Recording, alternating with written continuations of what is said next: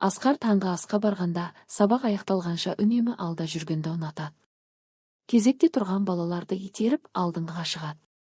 Ол өзінің орны сол жерде екенін айғайлап айтады. Онымен ешкім дауласқысы келмейді. Себебі ол күшті, қол жұмсап кез келгенді ұрып жібереді. Асқарға не жайлы ескертуге болады? Балалар асханада таңғы ас ішіп отыр. Олжас нанды алып дөңгелете бастады.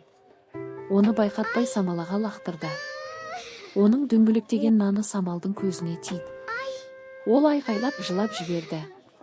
Олжастың асханадағы іс-қимылы не деп айтуға болады? Екінші сыныптың оқушылары түгел асханаға келді.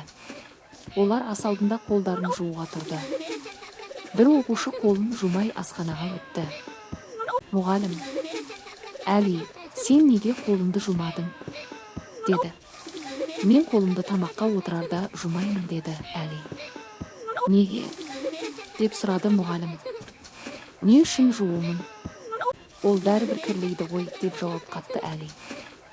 Дұрыс жасады ма? Оған қандай ақыл кеңес берер едің?